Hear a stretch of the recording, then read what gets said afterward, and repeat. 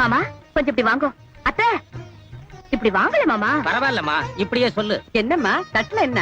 மாமாவையும் வர சொல்லுங்க. உங்க 2 பேர் கையில கொடுக்குறேன். என்னன்னு நீங்களே பார்த்து சொல்லுங்க. அட அந்த ஆளை விடுமா. 2 நாளா மூஞ்சி உம்முன்னு தான் வச்சுட்டு இருக்காரு. என்ன எதுன்னு புரியல. நீ என்கிட்ட கூட நான் பாக்குறேன். என்னம்மா இது? பேட்டி, கூறப்படவே, தாலி, எங்களுக்கு எதுக்கு இதெல்லாம்? புரியல? எனக்கு புரியுது. குட். மாமா எப்பவுமே ரொம்ப ஷார்ப்.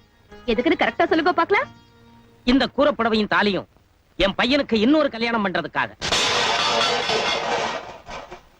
யோ, உனக்கு ஏதாச்சும் இருக்கா?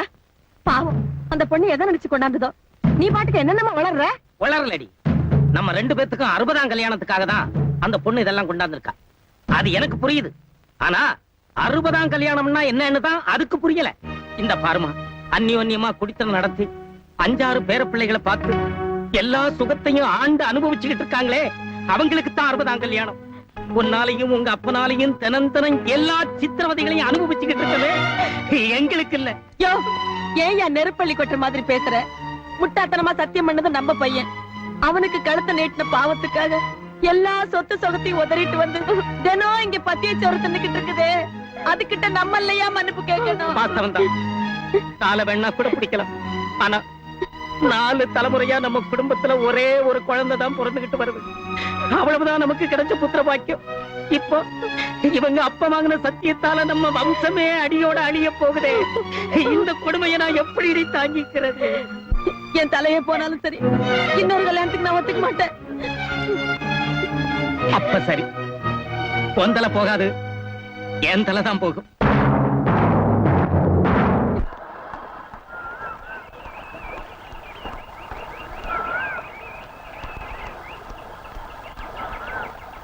நமஸ்காரம். நமஸ்காரம். நமஸ்காரம்ண்ணா. என்ன எப்படி சொல்றதுன்னு தெரியல, சொல்லாமையே இருக்க முடியல. சுத்தி வளைக்காம விஷயத்தை சொல்லுங்க. கஷ்டமா இருக்கு, இருந்தாலும் சொல்றேன். ஊருக்கெல்லாம் பஞ்சாயத்து பண்றவா நீங்க, ஆனா இன்னைக்கு உங்க மேலே ஒரு பஞ்சாயத்து. என் மேல பஞ்சாயத்து? அம்மா, உங்க பொண்ணுதான் புகார் கொடுத்தது.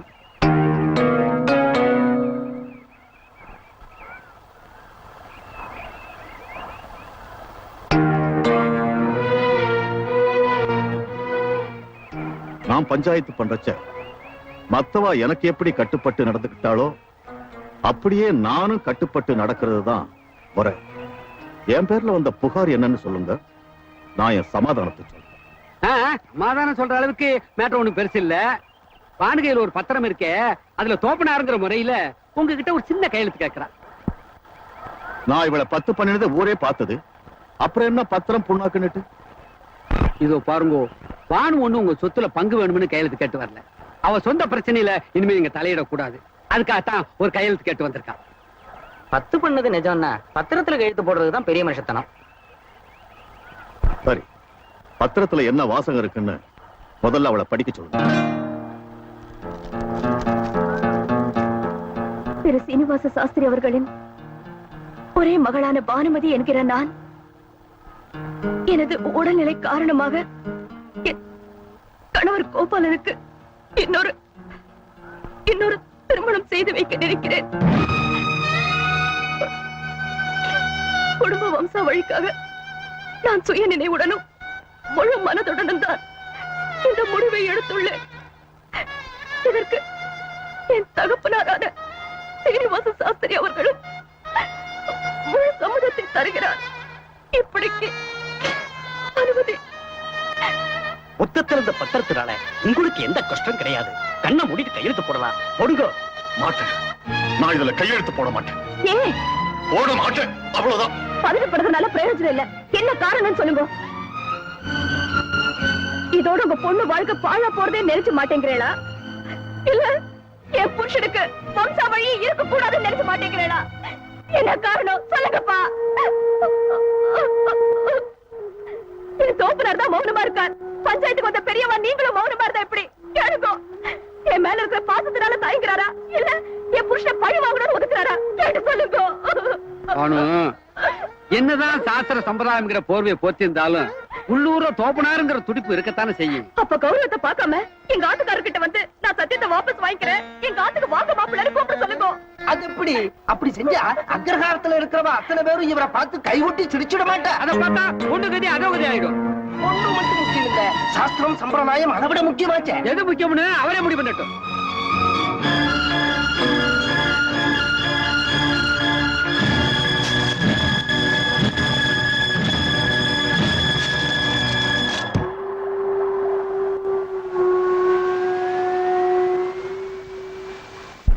சொன்னா கேளுடா.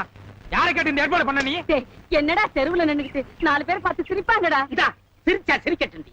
இப்ப மட்டும் சிரிக்காமலா இருக்காங்க? இந்த பர்றா, நான் உன்னை பெத்தவன். நான் எவனையும் கேட்க வேண்டிய அவசியம் இல்ல. உனக்கு இன்னொரு கல்யாணம் நடத்தியே தீருவேன். எது? ஏண்டா கைய வாங்குற அளவுக்கு வந்துட்டியா? பின்ன என்ன என்னடா அந்த ஆளு இந்த ஆளு மரியாதை இல்லாம தோளுக்கு மேல வளர்ந்துட்டோம்னு திமிரா? அந்த மனுஷன் கேட்கறது என்னடா தப்பு? ஒரு குடும்பம் வாழையடி வாழையா தலைக்க முடியும் எந்த அப்பன் தான் ஆசைப்பட மாட்டான். சரி, இப்ப அவளுக்கு என்ன குறை வந்துருச்சு? என்ன குறை இல்ல, கல்யாணம் இன்னும் கண்ணு கழியாம இருக்கா.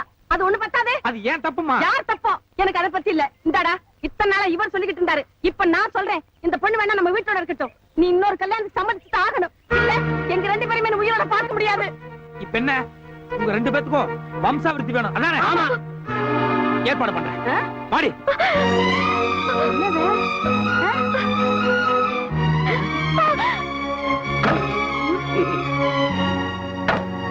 போங்க எல்லாரும். இங்க என்னைய வேடிக்கை பார்த்துட்டு போங்கம்மா. போவீங்களா? அங்க எங்க போற பர்த்தால?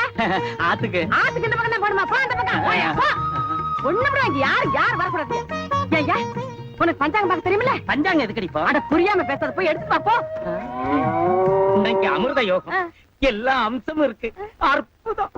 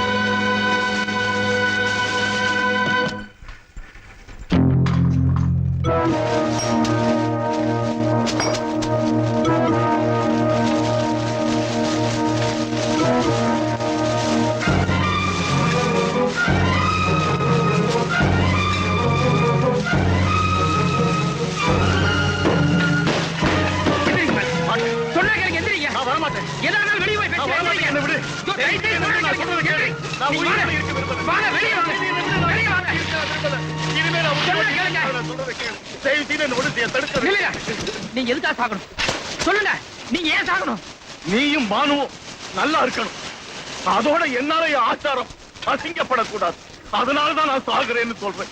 நானும் பானுவும் நல்லா இருக்கிறதுக்காக சொல்றீங்களே அதை நான் ஒத்துக்கிறேன். ஆனா நீங்க உயிரோடு இருந்தா உங்க ஆச்சாரம் அசிங்கப்படும் சொல்றீங்களே இதை நான் ஒத்துக்க மாட்டேன். இல்ல, ஒரு பிராமணனா பிறந்தா இப்படித்தான் வாழணும்னு சில விதிமுறை இருக்கு. அதை என்னால மீற முடியாது. நீங்க பிராமணனா? சொல்லுங்க, நீங்க பிராமணனா? பிராமணன் பொறுமையானவன் அர்த்தம். ஆனா இன்னைக்கு வரைக்கும் உங்ககிட்ட அந்த பொறுமை இருந்ததா? கல்யாண பந்தல்ல உங்க பொண்ணை தொடக்கூடாதுன்னு எங்கிட்ட சத்தியம் வாங்குனீங்க. ஆனா அதுக்கு முன்னாலேயே நீங்க எனக்கு ஒரு சத்தியம் பண்ணி கொடுத்தீங்களே, அது உங்களுக்கு ஞாபகம் இருக்கா? கன்னிகாதானம்னா என்ன சார் அர்த்தம்?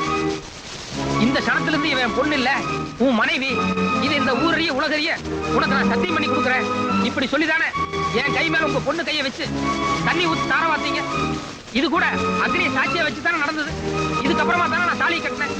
அப்புறம் என் பொண்ணை தொடக்கூடாதுன்னு நீங்க எங்கிட்ட சத்தியம் வாங்கினது எந்த விதத்துல சார் நியாயம்? நீங்க வாங்கின சத்தியம் தப்பானதுன்னு எனக்கு நல்லா தெரியும். இருந்தா கூட நான் பண்ண தப்புக்காக அதை நான் தண்டனையா ஏத்துக்கிட்டேன். இத்தனை நாளா என்ன மட்டும் இல்ல, என்ன நம்பி கழுத்து நீட்டின பானுவையும் சேர்த்து நான் தண்டிச்சிட்டு இருந்தேன். ஒரு பொண்ணு புருஷனுக்காக எதை வேணாலும் தியாகம் பண்ணலாம். ஆனா புருஷனையே தியாகம் பண்றது ரொம்ப கொடுமையான விஷயம். எனக்கு தெரியாம எங்க அப்பா அம்மா எடுத்த முடிவுக்கு சம்மதிச்சு பானு பத்திரத்தோட இங்க வந்தா அதுல கையெழுத்து போடுறதுக்கு உங்க மனு தர்மம் ஒத்துக்குச்சு. ஆனா இன்னொரு கல்யாணம் பண்றதுக்கு என் மனசாட்சி ஒத்துக்கல. அவளை காப்பாத்துறதுக்காக எத்தனை சத்தியத்தை வேணாலும் உடைக்கலான்னு எனக்கு தோணுச்சு. இன்னைக்கு வரைக்கும் நான் காப்பாத்திட்டு வந்த சத்தியத்தை இப்ப உடைச்சிட்டு தான் வந்து நிக்கிறேன். நான் ஹரிச்சந்திரன் இல்ல சார், ஒரு ஏழை நாவிதம் பையன். என்னால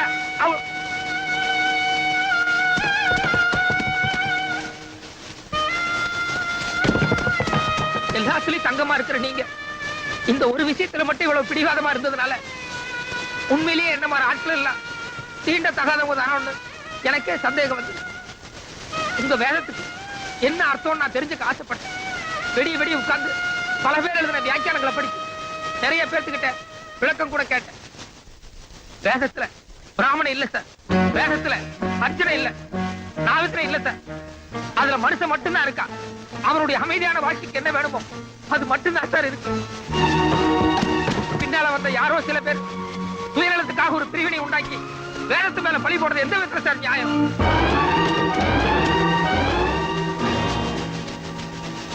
ஏதோ நான் பாதிச்சதுனால நான் இவ்வளவு தூரம் பேசுறத நினைக்காதீங்க.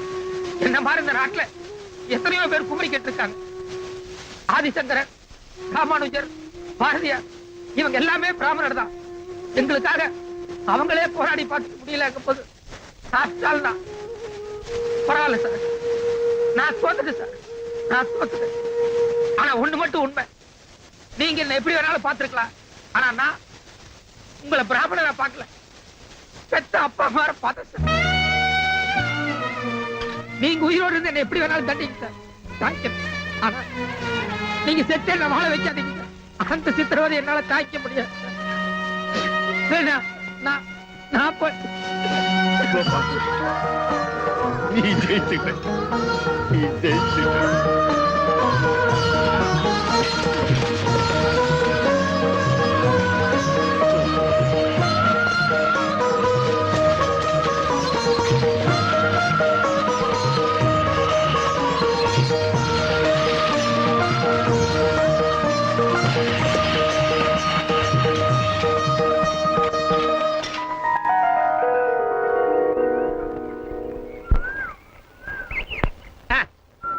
ரெடி ஆஹா, ரெடி இப்படி ரெடி. மேல உட்காருங்க.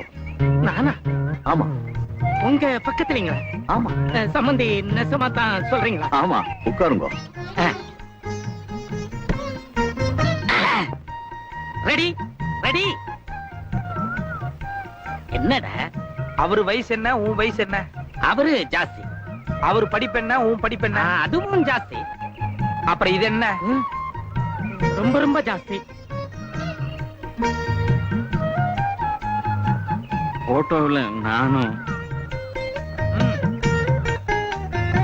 யாருங்க அது மூஞ்சி உம்முன்னு வச்சிருக்கிறது? Smile please. ஸ்மைல் ப்ளீஸ்னா சிரிக்கணும்.